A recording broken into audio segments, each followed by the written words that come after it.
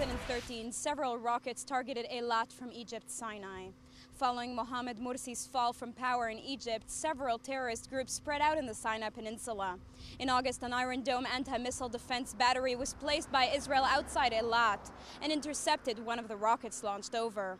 Sirens went off that day. Some panic was felt in the city, and though ultimately no one was hurt, there was some momentary concern.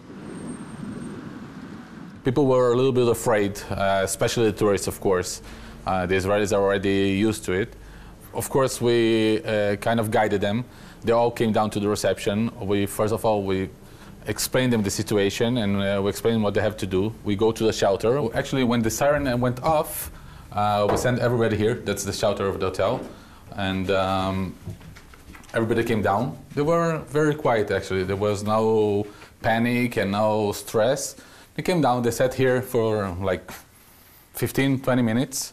We, of course, brought them some things to drink and some things to eat to keep everything calm. In the end, it became a little bit of fun, how weird it seems. The lobby started working very hard. The alarm was about 12 o'clock in the night. Right after, people came to the lobby and started drinking and having pizzas, and everything was normal. The Iron Dome anti-missile defense battery intercepted the rockets. And though for some it was somewhat of a cultural experience, there is concern that these Sinai terrorist attempts to disrupt life in the adjacent Israeli city of Eilat may impact the city's tourism. It takes 5 years to build a vacation destination and to put it back on the map. In 2000 we had the second intifada, and we went down from about 50 flights, weekly flights, to Eilat. Through Ovda, from Europe to zero.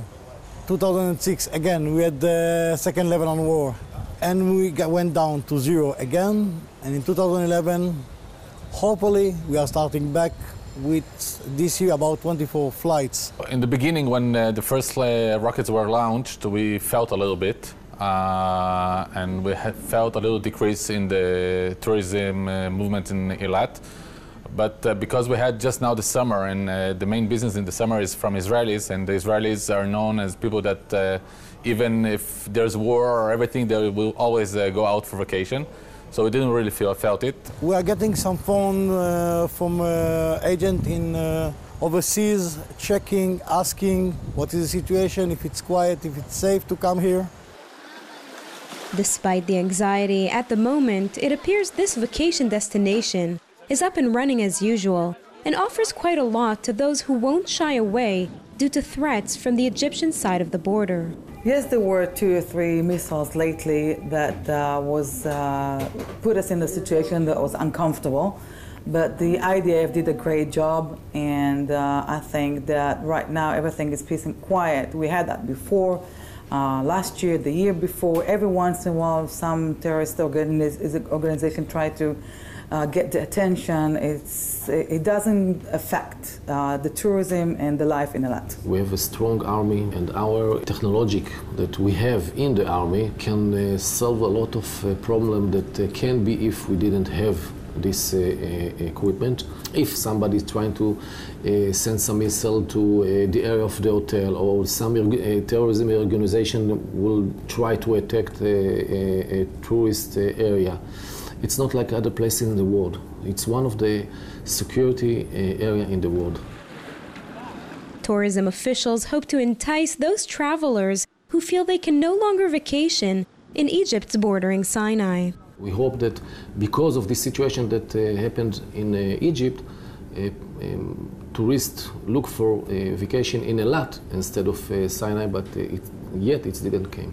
We are in one side having more tourists that were supposed to go to Sinai, and instead of that they're coming to Eilat. But on the other hand, we have a lot of pilgrims that normally they make the tour from Egypt through Eilat and through Jerusalem, and that we don't feel anymore. So we earned some and we lost some. In total, I believe that everything will be calmer and quieter, and that we keep business as usual.